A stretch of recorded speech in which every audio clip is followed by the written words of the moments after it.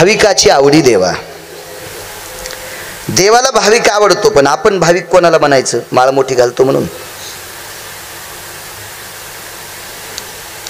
गंध मोठा लावतो म्हणून नाही. टिळा टोपी माळा देवाचे गबाळ, हे वरचे भूषण झाले. वरचे भूषण, वरचे भूषण. मी नेहमी सांगत असतो, बाई कुंकू किती मोठं लावती त्याच्यापेक्षा नवऱ्याला किती जीव लावती. पांडुरंगाला मंजुळा किती वाहत असेल, भगवान शिवजीला बेल किती वाहत असेल, त्याच्यापेक्षा पप्याच्या बापाला किती जीव लावती, हा महत्वाचा भाग आहे. याच्याहून तिचं पातिव्रत्य ठरवल्या जाते, याच्याहून तिची निष्ठा ठरवल्या जाते, बाकी नाही. तुळशीला 2 तास शिडे घालीत असेल आणि त्याला टायमाला डबा देत नसेल तर ती तुळशीला आवडतच नाही. हिच्या पाणी घातल्यानं तुळसच जळायची. वरची सोंग आहेत, वरची वरची नाही, आतून आतून आतून. मग आता काही लोकांना माळी, आमच्या इथे इतके माळी घालीत होता आहे का नाही फकरू महाराज? गावातले माणसं आहेत आमच्या, आज प्रशांत आहे, फकीरराव महाराज आहेत. आमचा तो अण्णा मिस्त्री सुद्धा आलाय, पुण्याला असतोय मोहिते, तो अण्णा सुद्धा आलाय, त्यालाही धन्यवाद. 5-25 माळी घालीत होतो, पण कोणाचीच उधारी देत नव्हतं. काय करायची त्याच्या माळीला? काय अर्थ नाही त्याला. तुम्ही गंध किती मोठा लावता. अहो, गंधावून जर साधूची भाविकाच्या यादीत जर गंधावून आला असता तर 5-7 वर्षापूर्वी मी टीव्हीवर एक बातमी पाहिली होती. 28 लाखाला बोकड इकला. बोकड्या शेळीचं पोरग आहे ना, बोकड्या शेळीचं पोरग 28 लाखाला इकला. तर मला ती टीव्हीवरली बातमी पाहिल्यावर मी म्हणलं, असं काय येड्यावानी सांगत असतील हो, 28 लाखाचा बोकड आहे का, हत्ती एवढा आहे का, काय कशामुळे याला किंमत. आमच्या बाजूला एक गुरुजी राहत होते, ते म्हणले तुम्हाला कळत नाही. मी म्हणलं हो, मला कळत नाही, त्याच्यामुळेच बरं आहे. या बोकड्याच्या कपाळावर चंद्र आहे, टिका, काळा खाप बोकड्या होता आणि त्याला चंद्र होता. त्याच्या माईन नव्हता गंध लावला, ते झाला तर त्याला गंध होता. कोणाला? बोकड्याला. मग बोकड्याची 28 लाख रुपये किंमत ईदीच्या दिवशी. हो, काय असेल ती बकरी ईद म्हणा, काय ईद असेल मुस्लिम बांधवांची, तर त्या बांधवांनी 28 लाखाला अविनाश बोकड्या घेतला. पण बोकड्या महाराज आहे का? आपल्याला गंध, आपल्याला झाल्या झाल्या पोटातून गंध आहे का? इच्छा नाही. असली एखादी हौशी आई तर लाईती ती काजळाचा म्हणा, कशाचा म्हणा, असलीच जर सात्विक, तर नाही तर तिच्यात जर तिकडचे गुण असले तर मग ती काय गंध लाईत नाही, काहीत नाही.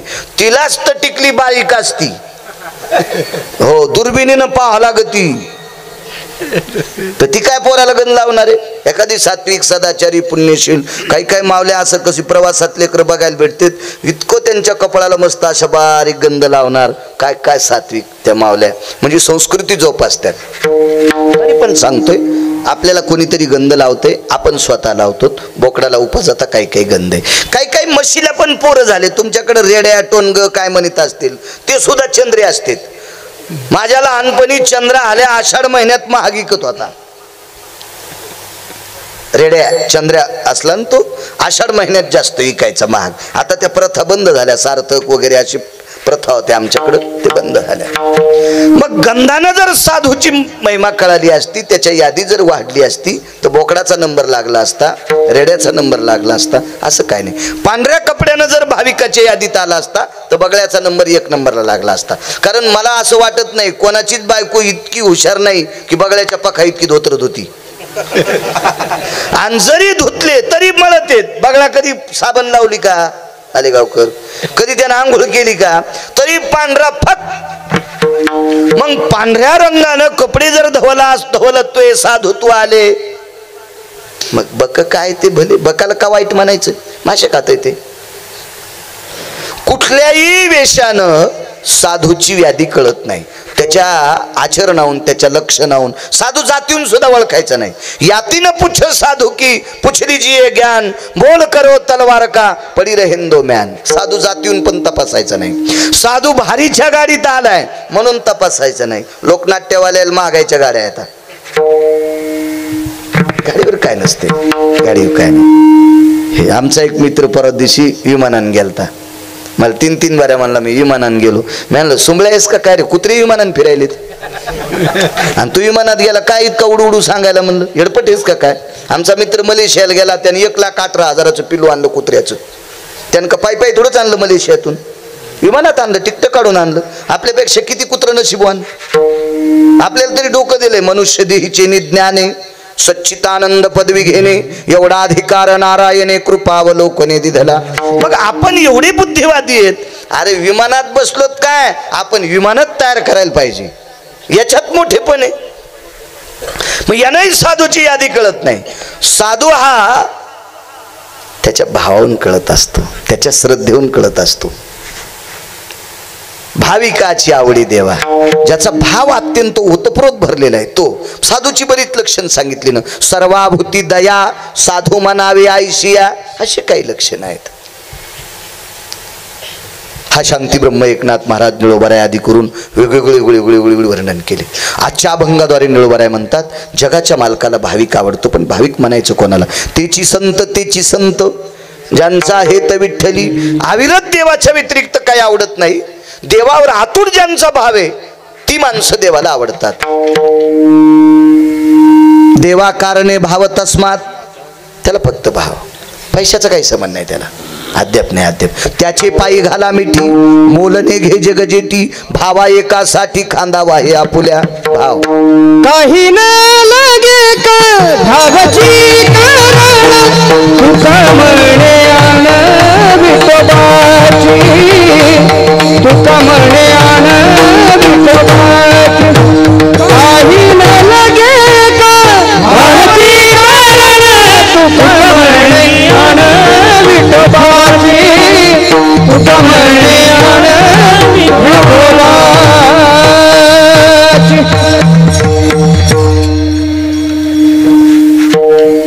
काही नलगे एक भावाची कारण, बोरे खाय हो, फक्त भावा करता. भाव श्रद्धा. किती भाव असेल महाराज, कल्पना करा तुम्ही. शबरीनं दातानं टोकरलेली बोरं जगाच्या मालकाने खावी, आणि या विश्वाच्या मालकाने भावानी त्या बोराचा तिरस्कार करावा. त्याच वेळेला जगाच्या मालकाने त्याला शाप द्यावा.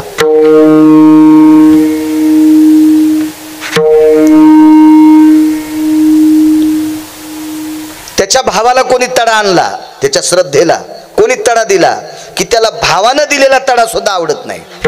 भाऊ वेगळा आणि भाव वेगळा. भाऊ म्हणजे लक्ष्मण, भाऊ म्हणजे लक्ष्मण आणि भाव शबरीवर.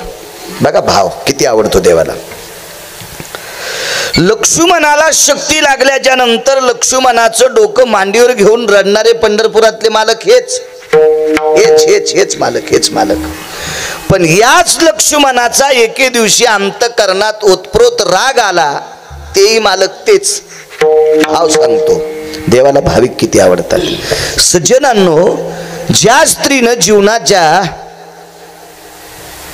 यछावत पर्वाला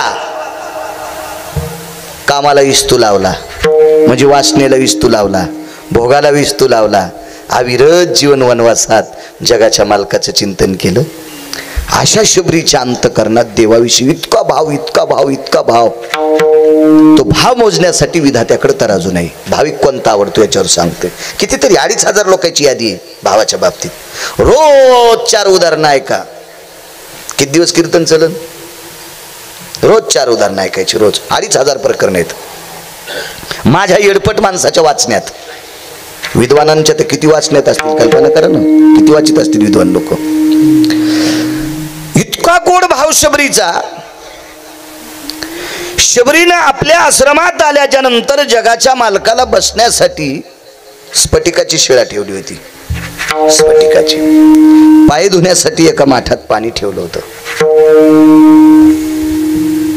आणि देवाला काय द्यावं, वनवासात ते माहीत होतं, त्याला मिष्टान्न चालत नव्हती म्हणून फलाहार दिला.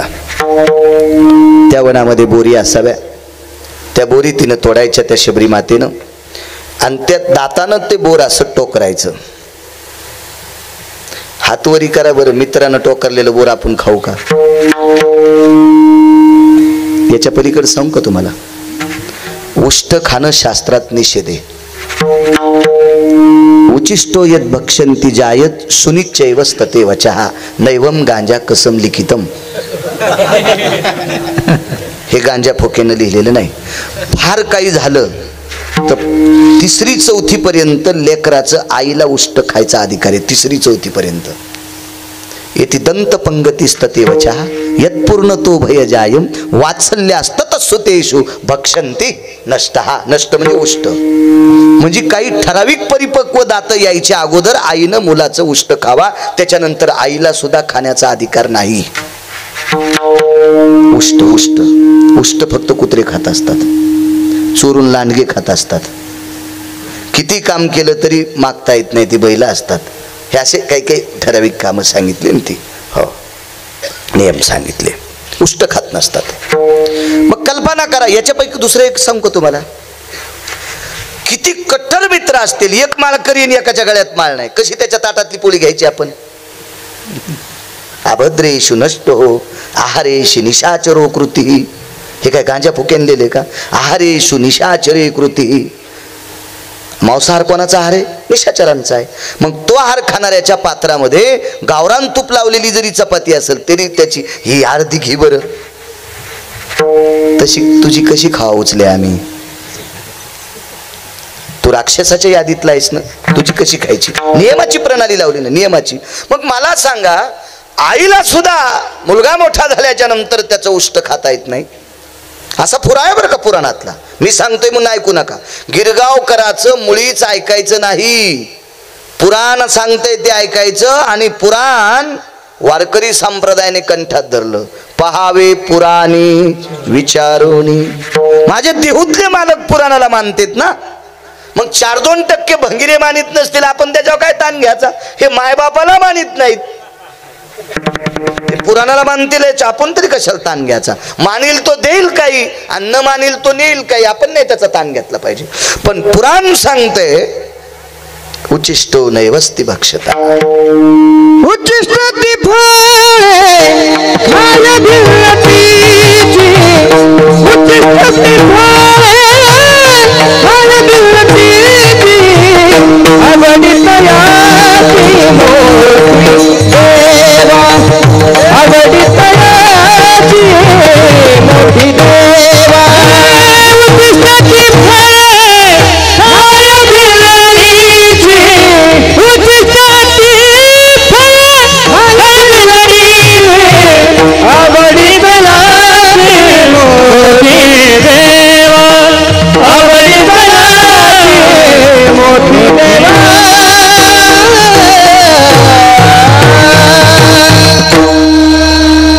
कॉफी करणारा पण माणूस हुशार असतो बरं.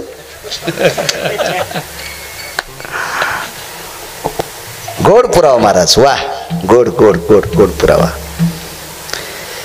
मला सांगा, उष्ट खाऊ नये पुराण सांगते. पुराणाला अनुमती कोणाची आहे? पंढरपुरातल्या मालकाची. आणि याने उष्ट कोणाचं खाल्लंय? भिल्लीनबाई. लाहोर, चित्र, सशे, रानडुकर धरणाऱ्याची पोरगी. कोण्या कुळातली होती ती? भिल्ल कुळात. संप्रदायात जातीचा संबंध नाही. हो का उत्तम चांडाळ, त्याचे पायी माझे कपाळ. पंढरीचे वारकरी, त्यांचे पाय माझे. तुका म्हणयाती हो का तयाची भवती. हो का तयाची भवती.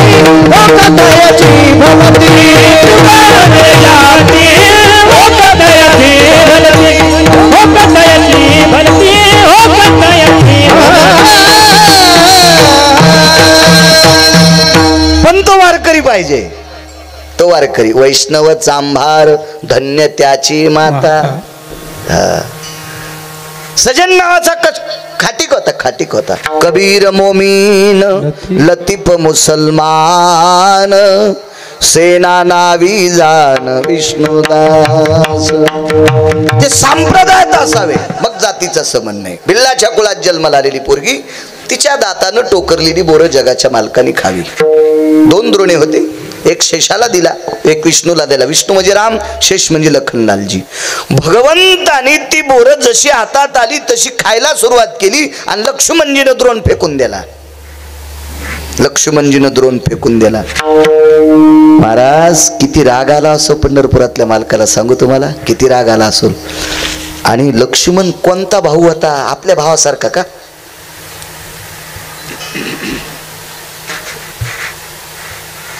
एकत्रित राहतो, सासरवाडीत दिडीन पैसे वाटी तू, आणि वायला निघायच्या टायमाला दिवाळ काढी तू, आणि वायला निघल्याच्या नंतर मग बंगला बांधितून मग सासरवाडीतले पैसे लांबद्वाऱ्याने सोडलेले आण तू. असा नालायक भाऊ असतो का ते? कोणाला म्हणायचं लक्ष्मण? महाराज उर्मिले सारखी पत्नी घरी ठेवली आणि भावाची भावजेची सेवा करण्याकरता वनवासात. 14 वर्ष 27 दिवस पाण्याचा थेंब नाही, पाठ जमिनील नाही. अशा भावाला शाप दिला. लखन लक्षात ठेव, माझ्या शबरीच्या बोराचा प्रसादाचा अपमान केलास, याच प्रसादातून मरता मरता वाचशील. याच प्रसादामुळे मरता मरता वाचशील. जे हातातला द्रोण फेकला, ज्या पर्वतावर पडला त्याच पर्वताला द्रोणागिरी नाव पडलं. याच्या अगोदर या पर्वताला 3 नावं आहेत, पण मी कुठं थोडं घेतलंय. कारण काय होतंय, जास्त गोळ्या एका वेळेला घेतल्या की रिॲक्शन येत असते. म्हणून एकच गोळी खा, ती पुन्हा पुढच्या कीर्तनात एखादं नाव सांगू.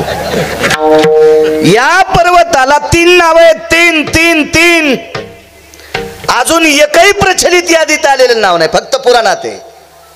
आपण वाचत नाहीत, हा दोष आहे आपला. आता पुराणं वाचवायला अविनाश बुवा फार काही अडचणी नाहीत. सगळे पुराणं मोबाईलमध्ये डाटा आहेत. माझ्या नाहीत म्हणा, आता जाऊ द्या, आपला मोबाईल जाऊ द्या, आपला माझ्याहून तुम्हाला काय करायचं. पण तुमच्याकडे येत ना खपक्या.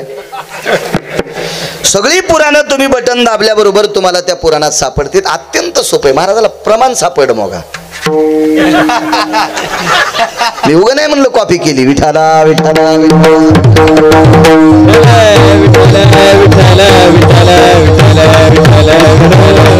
गरज काळाची. आणि खरंच आपल्या लोकांना ज्ञानेश्वरी गाथा पुराण आपल्या खिशात आहे, खिशात आहे. या पर्वताला अगोदरची नावं 3 आहेत. केलं एखाद्या नाव प्रचलित? ते नाही. का केलं नाही? कारण त्या नावाला तडा दिला कोणी? पंढरपुरातल्या मालकानं, आणि नाव उज्ज्वल केलं द्रोणागिरी. जिहम नगाम द्रोणा जायते. जो बोराचा द्रोण भिरकावला तो द्रोणागिरी नावाच्या पर्वतावर पडला. आणि लखन, अरे मरता मरता ह्याच वस्तू तुला वाचवतील, ह्याच वस्तू वाचवतील, ह्याच वस्तू वाचवतील, याच याच याच याच याच.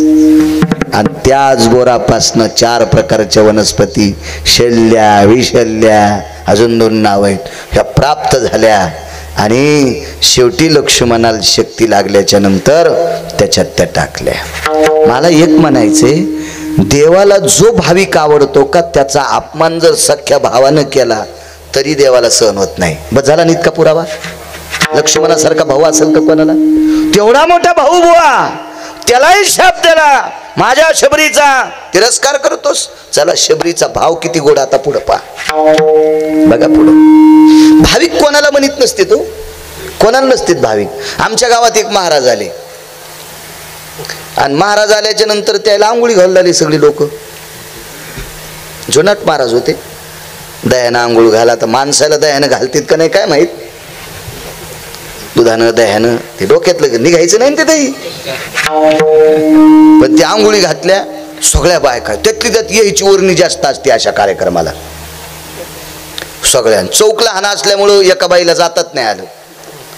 मग त्या बाईनं काय केलं, महाराजाला आंघोळ घातलेलं पाणी मोरीतून आलतं का ते पिलं. तर मी तिची चप्पल शोधू लागलो, हिची चप्पल कुठे. तर एक जण म्हणला कशाला.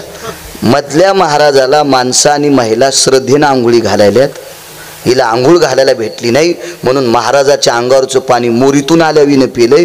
हिच्या चपलाचंच मंदिर बांधितो मी. हिचा भाव किती गोड असेल, हिचा भाव किती गोड. पण त्या महाराजाचं कीर्तन सुरू झाल्यावर ही झोपली होती. कसं भाविक म्हणता येईल, गेलायचा नदीला भाव. असं कोणालाही भाविक नाही म्हणायचं, अद्याप नाही, अद्याप नाही. काहीचा शकंदापुरता भाव असतो, तू लगेच बदल, तू लगेच बदल, तू काय काय त्याच्यात, त्याला कुठं भाविक म्हणत असतात का? बघा शबरीचा भाव. भगवंताचे पाय धुण्यासाठी माठात पाणी आणलं होतं, मातीचं गाडगं होतं. आवाज आवाज करा, मोठा करा. पाणी आणलं होतं आणि त्या पाण्यात असं बोट बुडवल्यावर शबरीच्या लक्षात आलं पाणी जास्त शीतल आहे आणि भगवंत चालत आलेत. तुम्ही अजून लक्षात घ्या, शेतात काम करून आलेल्या मालकाला, दिवसभर काबाड कष्ट शेतात काम करून आलेल्या मालकाला घरी आल्या आल्या बायको जर कोमट पाणी पाय धुवायला देत असेल तर त्यानं समजायचं मी स्वर्गात आहे. त्यानं समजायचं मी स्वर्गात आहे. किती बी काम करून आल्यावर तिचं तोंड कसनुसच होत असेल, बंगल्यात राहिला तरी त्यानं म्हणायचं मी मसन वाट्यात आहे. कर्कशे संगती दुःख उदंड फजिती. मला सांगा, थकून भागून आलेल्या माणसाला कोमट पाण्यानं गरम पाण्यानं पाय धुतले की शिनभाग असा मोकळा होत असतो. विटेवर आमच्या शबरीच्या लक्षात आलं, चालत आले जगाचा बाप, इतकं शीतल पाणी कसं पायावर टाकायचं. म्हणून शबरीने एक पर्याय सोचला, आता आणावं कुठे या वेळेला पाणी. म्हणून देवाच्या तळव्याखाली हात घातली आणि स्वतःचं डोकं ठेवलं. भाव सांगतोय, भाव भाव भाव भाव सांगतोय. आणि डोळ्यातल्या पाण्यानं, आवाज, डोळ्यातल्या पाण्याने भगवान प्रभू रामचंद्राचे पाय शबरीनं धुतले. पाणी कोमट असते डोळ्यातले. अश्रू जे असतात का विनाश पाटील, हे कोमट येत असतात. कडकही नाही, थंडही नाही, सूक्ष्म असे कोमट साजूक साजूक गरम पाणी डोळ्यातून येत असतं. पांढर शुभ्र पाणी शबरीच्या डोळ्यातलं. ते अश्रू दुःखाचे नव्हते, ते आनंदाचे अश्रू होते की जगाचा पाप माझ्या या झोपडीत आलाय, विश्वाचा पाप माझ्या या झोपडीत आलाय. म्हणून ते आनंदाचे अश्रू डोळ्यातून पडत होते. पण परिणाम काय झाला सज्जनांनो, डोळ्यातलं पाणी पांढरं पडत होतं आणि पायाला घासल्याच्या नंतर पाणी लाल होत होतं. शबरीनं शहानिशा केली, पाणी लाल का होत असावा. हातावर पाणी लाल साचलेलं आहे. पाणी सांडून दिलं, पुन्हा डोळ्यातल्या पाण्यानं अश्वांनी पाय धुतले तरी हातातलं पाणी लाल. हातातलं पाणी सांडून दिलं आणि वाकून तळवे पाहिले तर भगवंताच्या पायाला वर्ण झालते, वर्ण. कारण 14 वर्ष 27 दिवस बिना चपलाचा, 14 वर्षाचाच वनवास होता, हे 27 दिवस शिल्लक झाले. हो, तेवढ्या त्या रस्त्या काट्या कुट्यानं चालत असताना पायाला वर्ण झाले. भाव सांगू सज्जनांनो, भाव. नुसती देवाच्या पायाच्या जखमा पाहिल्याच्या नंतर आगा वरुतया चक्षुचे निपाती, एका एक मिने स्थिती. वरचं पापण खालच्या पापणाला लागतंय तितका वेळ सुद्धा लागला नाही नालेगावकर, संधीशी प्राणच सोडला.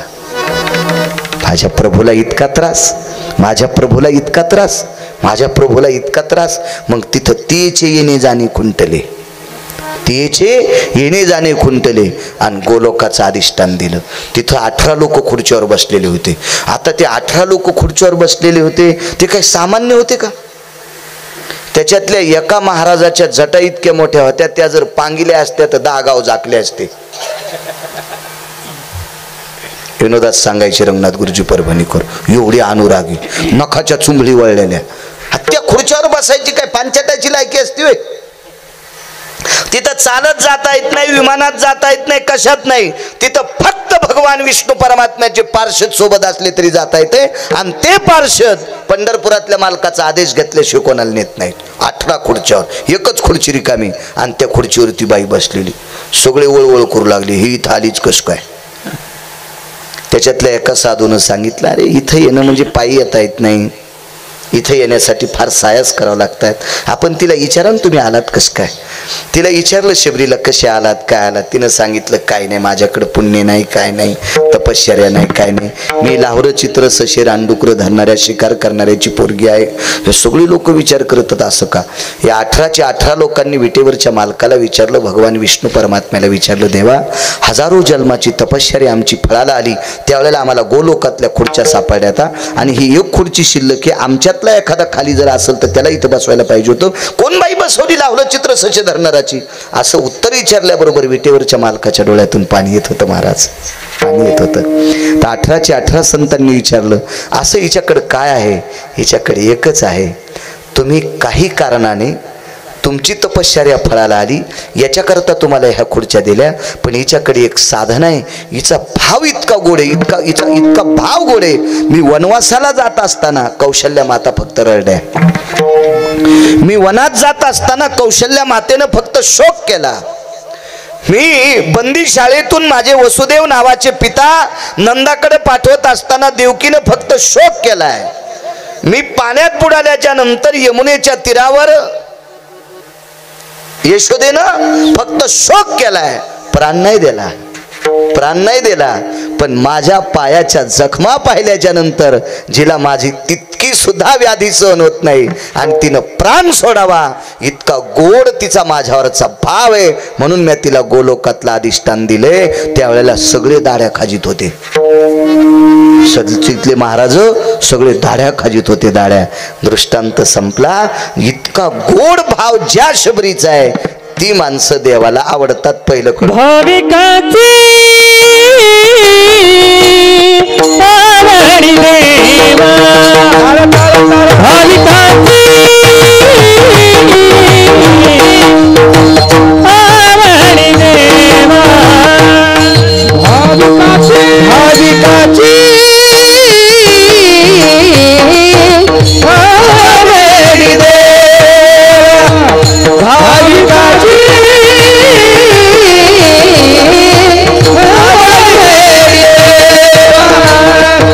भाविकाची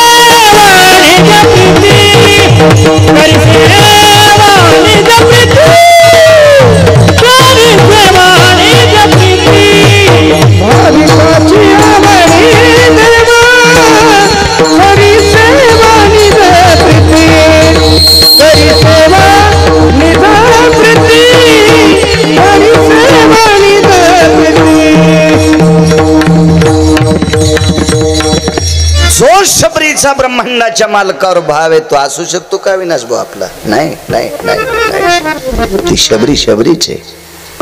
म्हणून जगाच्या मालकाला त्या पात्रतेची लोक आवडत असतात. तुकोबाराय वारीला गेले.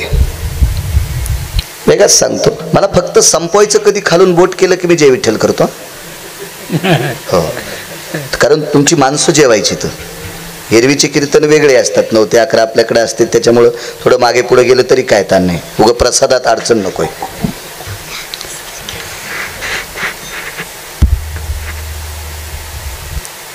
वारीला गेले तुकोबाराय. तुकोबाराय वारीला गेल्याच्या नंतर श्यामकाका नावाची एक श्रीमंत व्यक्ती, मनानं बरं, मनानं श्रीमंत, आणि श्रीमंत माणसाचे नौकर होते. दोन उपमा, एक तर मनाने श्रीमंत होते आणि श्रीमंत माणसाचे नौकर होते. श्याम काका किती श्रीमंत, त्यांच्या मालकाकडे 3600 एकर ऊस होता. 3600 एकर. गोळ्या नाही संपल्या माझ्या, माझं काही असं डोक्याला परिणाम घेणं काय नाही, याचा आणि याचा काही संबंध येत नाही. मी काही गांजा वडीत नाही पुन्हा, म्हणजे असं तुम्हाला वाटेल इतका ऊस असतो का. वाचून सांगतोय. पुण्याचे आबाजी गुळे तुकोबारायचे सासरे, जिजाबाईचे वडील, 3600 एकर ऊस होता. त्यांच्याकडे मुनिमत्व केलं श्याम काकाने. दुसऱ्याची सेवा करणाऱ्याचा भाव किती गोड असला पाहिजे लक्षात ठेवा. मालकाला जर 10 लाखाचं उत्पन्न झालं तर गड्याने म्हणावा 12 लाखाचं व्हायला पाहिजे होतं. असा सेवकाचा भाव असला पाहिजे. 15 लाखाचं उत्पन्न झाल्यावर याच्यातले 7.5 लाख रुपये मला कसं काय येत नाही असा जर गडी म्हणत असेल तर तसं जमल. ते चुकीच्या गोष्टी आहेत ना, त्या चुकीच्या आहेत. काय काय नाविन्य असेल सज्जनांवर कल्पना करा. ते गडी ते मुनीम पुण्या देहूला आले आणि आढावा घेतला तुकोबारायच्या घरचा, वेगळाच सांगतो. आणि लक्षात आलं तुकोबारायची प्रापंचिक परिस्थिती ढासळलेली आहे. म्हणजे संसारातली जी दळणवळण क्रिया असते, जेवणे खाणे पिणे, याची परिस्थिती तुकोबारायची नाजूक आहे असं श्याम काकाच्या लक्षात आलं. आणि श्याम काकाच्या दुसरंही लक्षात आलं की तुकोबारायची ही परिस्थिती जरी नाजूक झाली असेल तरी तुकोबाराय द्रव्य स्वीकारित नाहीत.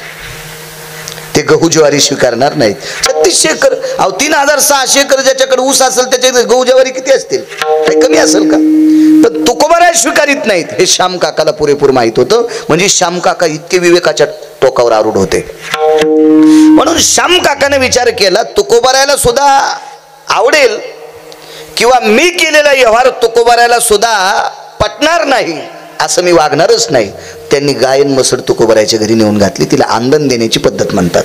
लग्नात देत होते पूर्वी, वेगळाच सांगतो. ते निघून आले. गाईचं दूध लेकरं खात होते. जिजाबाई विवेकाचं टोक होत्या, त्या म्हशीचं दूध वाटीत होत्या. तर आपल्याकडे दूध ज्या वेळेला बिना पैशाचं येत असतं का त्यावेळेला ते दूध फुकट खायचं नसतं. त्याच्या पात्रामध्ये गहू ज्वारी वगैरे परत द्यायची असते. त्याला परतावा म्हणतात सोप्या भाषेतलं, अडचणीत सांगत नाही. हा परतावा आल्याच्या नंतर गाईचं दूध असेल म्हशीचं दूध असेल तिला घुगऱ्या वगैरे करून कण्यागिऱ्या करून त्या गाईला चारत असतात. पण तुकोबारायच्या घरच्या म्हशीने 4थ्या दिवसापासून त्या ज्वारीच्या कण्या खाणं घुगऱ्या खाणं बंद केलं. म्हणजे म्हशीच्या सुद्धा अंतकरणात तुकोबारायच्या परिस्थितीचा भाव लक्षात आला. याच्या पलीकडचं एक टोक सांगतो. वैकुंठवासी नामनिष्ठ मुक्त कैवल्य सद्गुरू रंगनाथ गुरुजी परभणीकरांचं एक वाक्य आहे. तुकोबारायच्या दारात तुळशी वृंदावन, त्या वृंदावनाच्या बाजूला वट्टा होता. त्या वट्ट्यावर लेकरं झोपलेली आहेत. हिवाळ्याची कडकडती हिवाळा आहे, कडाक्याची थंडी आहे आणि त्या थंडीच्या काळात लेकरं झोपलेली. पांघरण एकच आहे विनाश बुवा. या लेकराने अंग झाकण्यासाठी ओढलं की तिकडचं उघडं पडत होतं, त्यानं अंग झाकण्यासाठी ओढलं की इकडचं उघडं पडत होतं. आणि तेवढ्या अवकाशात तुकोबारायच्या दारात चोर आले. तुकोबारायचा परमार्थ किती टोकाचा असेल ते गिरगावचा बाळू किती सांगणार आहे, काय पात्रता आहे. जिजाबाईचा परमार्थ किती टोकाचा असेल बाळू काय सांगणार आहे. त्या घराण्यातली लोक आध्यात्मिक क्षेत्रात किती मोठं शिखर गाठले लोक होते, बी काय सांगणार आहे छोट्याच्या जिभेनं. पण तुकोबारायचं कुटुंब ज्या मातीत वावरत होतं त्या मातीचा अधिकार किती होता तो ऐका. चोराला चांगलं म्हणतं का कोणी. चोराला विवेक असतो का, आणि विवेक असल्यावर चोरी करील का तो. चोराला मया असती का, दया असती का, नाही नाही काही नसते. मग प्रत्यक्ष चोर तुकोबारायच्या दारात आल्याच्या नंतर चोराच्या अंतकरणातला भाव बदलला आणि त्या लेकरांची परिस्थिती पाहून त्याने अंगावरची शाल पोरायच्या अंगावर टाकावा. ही त्या मातीतली ताकद होती, तुकोबारायच्या अंगणातल्या मातीतली ताकद. अहो ज्या दारातल्या मातीमध्ये एवढा भक्तीचा गंध होता की चोराचा भाव बदलायची ताकद त्या मातुड्यात होती. त्या मातुड्यात वावरणारी संत किती अधिकारी असतील नालेगावकर, काय संत असतील, काय नाविन्य असेल ते जवान बाबा, काय नाविन्य असेल. तुकोबाराय वारीहून परत आले, वेगात सांगतो. मंदिरात गेले, देवाला बुक्का लाह्याचा प्रसाद वगैरे जेवढी भक्त होती त्यांना दिला. घरी आले, तुळशी महादेवाला प्रदक्षिणा केली, तिथं लाह्या बुक्क्याचा प्रसाद ठेवला, लेकरांना दिला. बाईसाहेबांनी पाय धुवायला पाणी दिलं. जिजाबाई होत्या त्या, जिजाबाई होत्या. मला ती एक वाटेल, पाठ्यपुस्तक निर्मितीनं तुकोबारायच्या संसाराची दखल घ्यावी. शेवटच्या टप्प्यातला कशा करता दखल घ्यावी. आणि पाठ्यपुस्तक निर्मितीनं 5वी ते 7वी पर्यंत, 3री ते 7वी पर्यंत किंवा 4थी ते 7वी पर्यंत तुकोबारायच्या जीवनातल्या संसाराच्या पूर्ण घडामोडी एखाद्या पाठात, पाठ्यपुस्तक निर्मितीत मराठीच्या पाठात द्यावा. तो पाठ वाचिल्याच्या नंतर या देशातली कुठलीच मुलगी संसाराला कंटाळून फाशी घेणार नाही, कुठलीच आत्महत्या करणार नाही. का? एवढ्या परिस्थितीत, हलाखीच्या परिस्थितीत जिजाबाईनं जीवन काढलं. जिच्या वडिलांकडे 1425 नौकर होते, 1425 नौकर जिच्या वडिलांकडं, त्या बाईनं एका लुगड्यावर संसार करावा तरी आत्महत्या केली नाही. आपल्या बैलाला कासरे साड्याचे, जुन्या साड्याचे, आपल्या गायाला कासरे दोऱ्यात गायाला, तरी आपण माहेरात गेलो म्हणतो मेल्याच्या संसारात काहीच मजा नाही. किती राग येत असेल पंढरपुरातल्या मालकाला सांगा, किती चुकीच्या गोष्टी. हे असावं चरित्र जिजाबाईचं. गरज आहे, काळाची गरज आहे. पाय धुवायला पाणी लिहिलं, बसायला आसन टाकलं, लाल जरद गाईचं तापलेलं दूध पात्रात टाकलं, पांढरी शुभ्र ज्वारीची भाकरी. तुकोबारायने विचार लावले, ज्वारी कुठून? गाईचा म्हशीचा परतावा आला. अगं म्हशीला घुगऱ्या चारत असते, ती खात नाही. बरं ठीक आहे, दूध कुठून आलं? आबांनी श्यामकाकाच्या हातानं गाय आणि मसड आपल्याकडे पाठवली. ठीक आहे, नाकारता येत नाही. गाय म्हैस सांदण घेण्याची पद्धत आहे, पूर्वीपासून पुराणात पद्धत आहे ती. आता बांधित नाहीत. पूर्वी लग्नामध्ये मंडपामध्ये गाय व्यालेली बांधित होते, वासराचं गट, आणि मग मंगलाष्टकाला सुरुवात करीत होते. आता एखादा सासरा गाय द्यायला तयार होईल, पण जावाई म्हणून कशाला भानगड नेऊ बापा, आणि हिला कोण सांभाळा. सदा गायीच्या बाबतीत दखल घेतली पाचपोर बाबांनी. महाराष्ट्राच्या मातीमध्ये ज्या संतांनी गायीच्या बाबतीत आणि जीर्ण झालेल्या मंदिराच्या बाबतीत जर दखल कोणी घेतली असेल या महाराष्ट्रात, तर गुरुवर्य सद्गुरू पाचपोर महाराज. त्यांनी फार मोठी दखल, 300, 350, पावणे 400 आत्तापर्यंत मंदिरांचे जीर्णोद्धार केले. आणि गायीच्या बाबतीत ते जिकडं जातील तिकडं, मला अशी एकही गोशाळा माझ्या पाहण्यात दिसती नाही. मी इतके गाव पाहिले की त्या गोशाळेनं मला सांगितलंच नाही की त्यांचा आम्हाला निधी आला नाही. दखल घेतली त्यांनी, दखल घेतली फार चांगली. हा फुकट आलेली गाय जावाय ना म्हणा, ही कुठं सांभाळावं आणि ही कुठं झंझट न्यावं, किती शोकांतिक आहे. गायीच्या बाबतीत फक्त आता माईकवर बोलल्या जाते, धर्माच्या बाबतीत माईकवर. माईक हातात आल्यावर माणसं इतक्या धर्माच्या गप्पा घालतात की धर्म याचा चुलताच होता. हो, धर्म जसा याचा चुलताच आहे. देशावर बोलतील, धर्मावर बोलतील, कशावर बोलतील. लायकी आहे का आपली ती बोलण्याची? आपण त्या पात्रतेचे आहेत का? नाही. आणि बोलणं कोणालाही बरं वाटतं राजू, अनुकरणात आचरणात आणलं पाहिजे.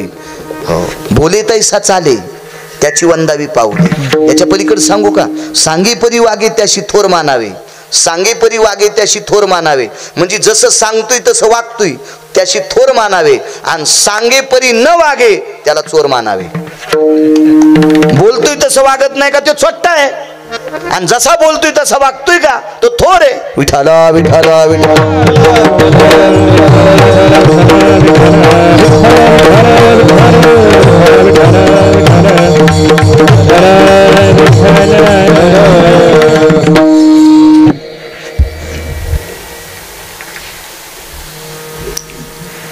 गाय आहे ती, ठीक आहे. आवले किती लालजरद आडीतलं तापलेलं दूध आहे ग. आडी हा शब्द फक्त जुन्या लोकांना कळन, ज्यांच्या पॅन्टीवाल्यांना कळत नसते. कारण आपण श्रीमंत कैदी आहोत. आपण कोणते कैदी आहेत माहिती का? श्रीमंत कैदी. आपल्याला ओरिजिनल जुनं खालाच भेटत नाही. जुनं खाणारी फक्त ही म्हातारी माणसं असतील ठराविक, नशिबा. फक्त यांना तळल्या वळलेली पदार्थ भेटले नसतील बुवा, भेटले नसतील, पण सात्विक आहार खाल्ला त्यांनी. म्हणून 90, 95, 100 गाठल्या. आपल्याला ओरिजिनल नाही म्हणून आपलं बरेच शून्य कमी केले, बरेच कमी केले. आपण 60, 65, 70 मध्ये रामनाम सत हे मेल खजिते. कशा करता? आपण जिवंत कैदी आहेत, जिवंत जिवंत श्रीमंत श्रीमंत. आता कालच्या कोविड पासून बऱ्यापैकी लोक तासात आलेत, माठातलं पाणी प्यायले. तुम्हाला एक माहिती आहे का? गुळाचा चहा प्यानाऱ्या लोक भिकार चोट म्हणत होते. आठवतं ना तुमच्या लहानपणी गुळाचा चहा पिणारे लोक काय म्हणते, हे ते भिकार छोटे, त्याची काय हिंमत आहे साखरेचा चहा प्यायचा. आणि आता सगळ्यात श्रीमंत लोक म्हणतात गुळाचा चहा कुठं भेटतो रे. आले का नाही जुन्या. आता त्याला माहिती कोरोनानं असा पिना पाळलाय. नाही तर श्रीमंताच्या घरी साखरेच्या पोळ्या होत्या पुकरू महाराज, आणि गरीबाच्या घरी कशाच्या होत्या, गुळाच्या. आमच्याकडे एक पाहुणे आले, गुळाची असेल तर खातो, आणि त्याला 90 एकर जमीन. म्हणलं गुळाची पोळी नाही हो, मी साखर नाही हो, साखरेचं नकोय ते, नकोय नको नको नको अद्याप नकोय. म्हणजे किती जुन्यावर आली माणसं बघा ना. फ्रीज मधलं पाणी नकोय आता जुन्यावर. आता माठ पाहिजे. आता कुकर पण खापराचे, तवे पण खापराचे. रस्त्याने बघा ना शहराच्या कडीनं असे इकायला येते. आले माणसं जुन्यावर. यायला माहिती आपण जुन्यावर नाही आलो, आपण लवकर तिरडीवर जाणार. याच्या पलीकडे सांगू का, शेतात येडा करायला जाणार नाहीत, पण 5 ला रोड जाम करायला येत. शेतात येडा करायला जाणार नाहीत, पण 5 ला रोड जाम. एकाव 1 11, एकाव 2 12, आणि तिथं चिकून ताण इकून हवा काढ. म्हणलं तिकडे जाय ना टाळ्या राहणार. तो रोड टॅक्स भरला का सुमल्या जाईन ना उसाचं ट्रॅक्टर बोकन देऊन. तिकडे जाईन काळ्या मातीत मार तिकडे हापशे पाय, कोणीकड थोत्तर, कोणीकड काय, कोणीकड कोण हवा काढायची, कोण घालायची. तिकडे पाय तू. इथं रोडवर कशाला हातपाय ताणायला, वाघुरीत अडकलेल्या सशेवानी.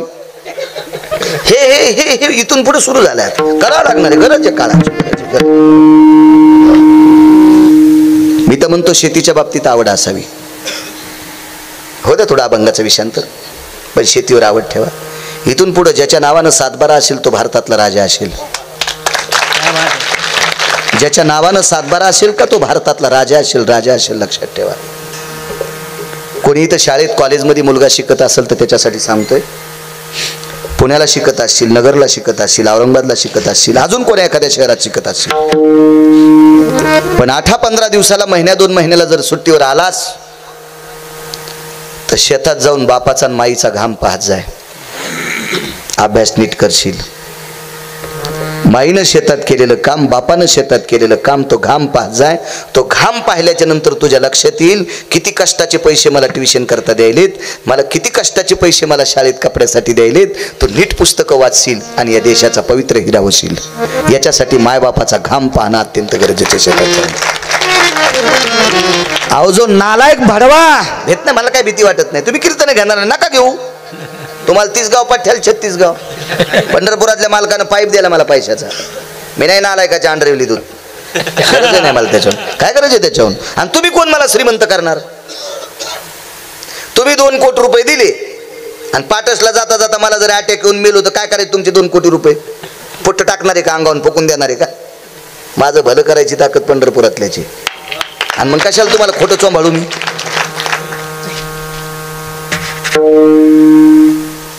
जो माय बापाचा घाम पाहत नाही भडवा. माईनं 4-4 रंगाचं लुगडं नेसावं, दुसऱ्याचे कांदे खुरपावा, दुसऱ्याच्या बागा खुरपावा, आणि यानं 70-75 हजाराचा मोबाईल वापरावा. हराम खोरा यम तुला इतका हानील, इतका हानील, तू इंचभर जागा होणार नाही लाल करायची. अर्थ नावाचा पुरुषार्थ सांगितलाय. हो. मायबापानं लोकांच्या शेतात काबाड कष्ट करावा आणि 70-75 हजाराचा मोबाईल यानं घेऊन फिरावा. लाज वाटायला पाहिजे. त्या माईला 3 रंगाचं लुगडं आहे. महाराज कुटुंब प्रणालीत जो नीट राहतो का तो परमार्थात येण्याच्या लायकीचा आहे. हो. याची आहिकची धड नाही तर याची परत्र पुसशी काय. हो. मी तुम्हाला एक सांगू का, जीवनभर एकदाही रामकृष्ण हरी नाही म्हणू द्या. युट्यूब चालू याचं हे टाकणारे कीर्तन. मला उद्या एखादा विचारणारे, बाळ्या तू कशाच्या आधारावर बोललास, विचारणारे मला, विचारणारे. एकदा बी रामकृष्ण हरी तोंडातून नाव जर आलं नसेल, एकही वारी पंढरपूरची घडली नसेल, एकदाही काशीला गेला नसेल, पण जीवनात एकदाही मायबापाचा अपमान केला नसेल, तरी पंढरपूरचा मालक त्याला खांद्यावर घेऊन फिरतो. रात्रंदिवस भजन करायला, लग्न केलं नाही तरी भावाकून जमीन वाटून घेतली. स्वप्नात मायबापाला फोन लाईत नाही. ह्या भडव्यानं सगळे गाथे पाठ केले तरी त्याला कवडीचं पुण्य नाही. कोणी विचारणार आहे त्याला. वरचा काय वेडा आहे का, त्याच्या गोळ्या संपल्यात का काय. तुम्हाला एक सांग का, इथं बसलेल्या टिकलेवाल्यांना, तुमचा भाग पाहिला मला घाम आला. कडकाका तुमचा भाग ड्राय, लय पानसाळ भाग नाही तुमचा, डोंगराळ भाग आहे. मग या डोंगराळ भागामध्ये 50 वर्षापूर्वी तुमच्या सासू सासऱ्यांनी कसं जीवन काढलं असेल टिकलेवाल्याला सांगतोय. मग 60 वर्षापूर्वी तुमच्या सासू सासऱ्यांनी काबाड कष्ट करून तुमच्यासाठी 7 बारा ठेवल्यात. आता मथारपणी या सुनायनं त्या सासू सासऱ्याला गरम चपात्या द्या. तुमचे लेकरं तुम्हाला बंगईवर झोका देतील. पण ज्या सासू सासऱ्यांनी 50 वर्षापूर्वी काबाड कष्ट करून आपल्यासाठी प्रॉपर्ट्या कमवल्या, त्या सासू सासऱ्याला सून जर नीट बोलणार नाही तर तिचं पोरग तिचं झोपीत अंगुठा घेईल. उठायच्या आधी संपत्ती गायब. जी घरातल्या निष्ठावंत लोकांना जी नीट मानित नाही ती कीर्तन ऐकायची तिची काय लायकी आहे?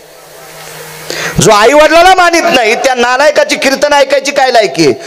जो मायबापाची सेवा करत नाही त्यानं महाराजाच्या पाया पडणं म्हणजे त्याच्या पापानं महाराज जळणं. उभा पेटन गिरगावचा बाळ्या उभा, राख होईन राख.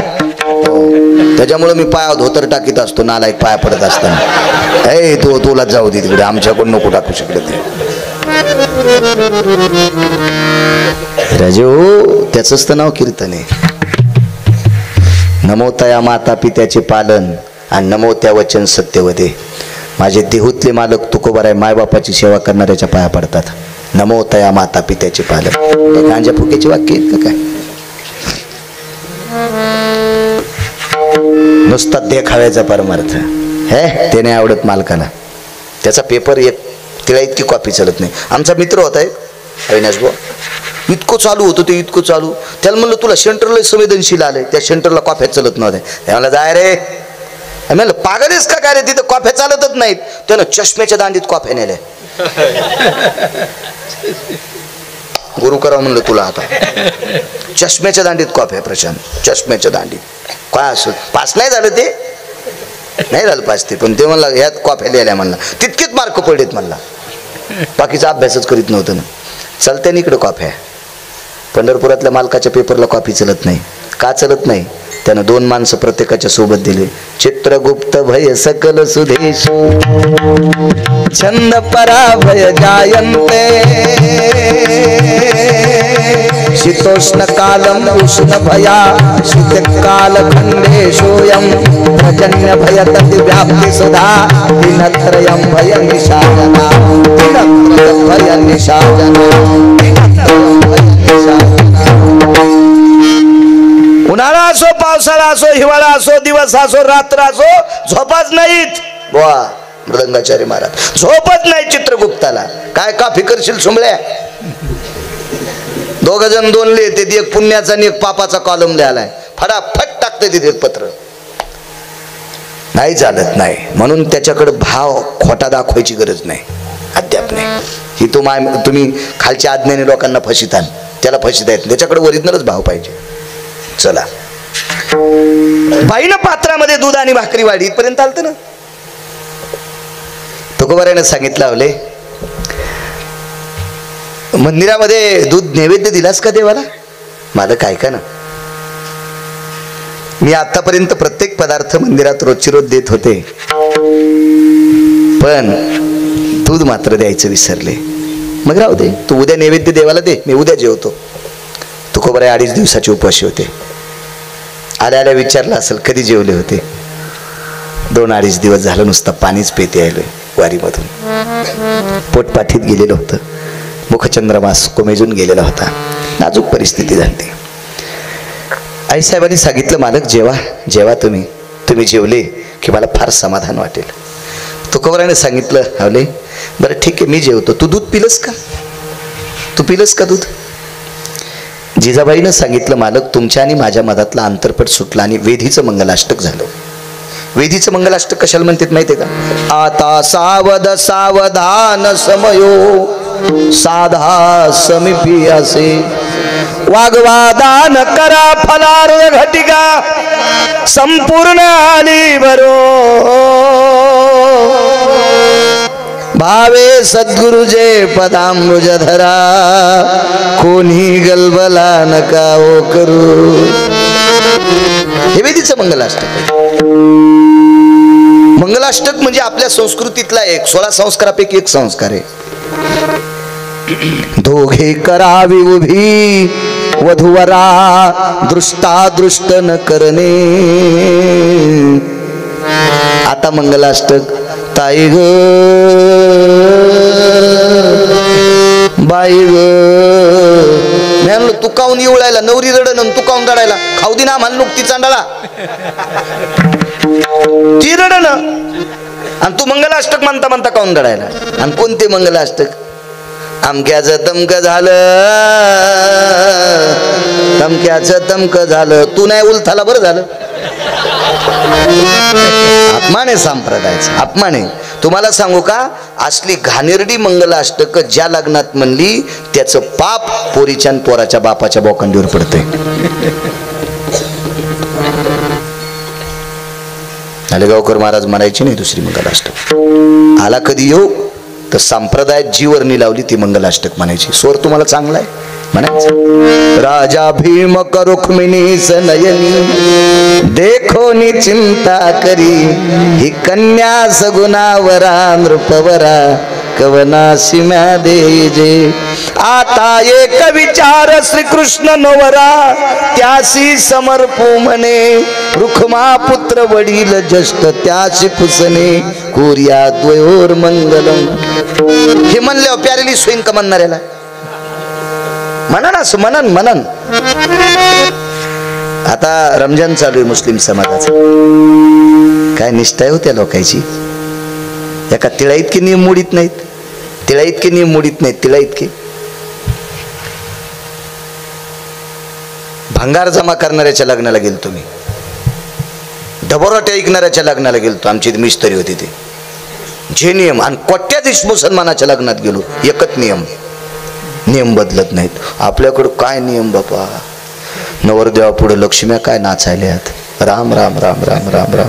काय वाटत असेल माझ्या रयतेच्या राजा छत्रपती शिवाजी महाराजांना. वा वा वा. त्याला वाटत असेल या बॉम्ब टाकून फुकाव. माझ्या माईंनो कर नसावा संस्कृतीचा, कर नसावा. लेखाजोखावरी करीत आहे. नालायक माणसं ज्या वेळेला स्त्रीला नाचित होते त्यावेळेला रयतेचे राजा त्या नालायकाचे हातपाय तोडीत होते. असा राजा या भारताला लाभलाय. एका स्त्रीने व्यथा दाखवली पोटाची, जीवनभराचा किराणा सुपृत करून दिला. आणि या नगरीमध्ये श्रीमंत घरच्या मावल्या जर वरातीत नाचत असतील, शेवंतीत नाचत असतील तर काय वाटत असेल माझ्या रयतेच्या राजाला. काय फायदा आहे सप्त्याचा, काय फायदा आहे कीर्तनाचा, काय फायदा आहे प्रवचन रामायण भागवत ऐकण्याचा. एकच फायदा, खपक्या पाकिट महाराजाला देणे, त्याला श्रीमंत करणे. आपण सोनाराच्या नळीसारखे मोकळेच, इकून हवा तिकडं तिकून हवा इकडं. आजच्या कीर्तनातून एकच घ्या, तुमच्या चपला सगळं पाया पडतो. नवऱ्याला मालक म्हणी जा, धनी नका म्हणू पण मालक म्हणी जा. मालक जेवानं इतकं म्हणी जा. आणि मालक म्हणल्यावर ज्या बाईचं वाटोळं होईन का म्हणजे संपत्तीचं, तिचे मी भरून देईन पैसे. पप्याचा बाप, श्यामचा बाप, हो दुर्गाचा बाप. गुरख्याला बोलायली काय. गोड बोललं पाहिजे, गोड काही काही घेतलं पाहिजे. तर आपली संस्कृती उंच जाईल ना.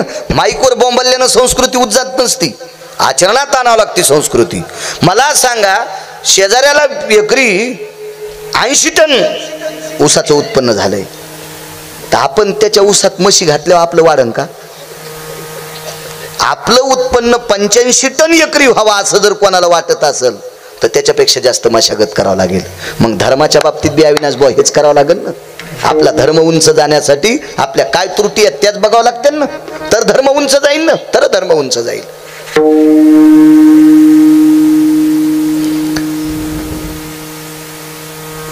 मालक जेवण नको म्हणले. तू दूध पिलस, ऐका ना म्हणे मालक. तुमच्या आणि माझ्या मधातला अंतरपट ज्या दिवशी सुटला, वेदीचं मंगलाष्टक झालं, तुमच्या घराचा मी उमरा ओलांडला, त्या दिवशी मी एक संकल्प केला, घरात आलेला नवा पदार्थ माझ्या पतीनं खाल्ल्याशिवाय मी खाणार नाही. हा कोणाचा नियम होता माहिती आहे? जिजाबाईचा. म्हणून त्या बाईच्या पायातला काटा दातानं काढा पंढरपुरातल्या मालकानं, दातानं, आणि जिजाबाईच्या पायाची माती चाटली. का? मालकावर देवापेक्षा आतूत प्रेम करणारी बाई होती जिजाबाई. फार मोठी ताकद आहे बाई, माझ्या माईंनो फार मोठी ताकद आहे. कशा करता बोलतोय माहिती आहे तुम्हाला? तुमचा माझा काही वैर नाही, काय नाही, याच्याकरता बोलतोय. या देशातल्या लेकरांना सर्वात जास्त जर संपर्क कोणाचा येत असेल तर बापापेक्षा जास्त माईचा येतोय. बापाचा संपर्क 25% आणि 75% मुलगा आईच्या ताब्यात असतो. म्हणून त्या आईनं सुसंस्कारित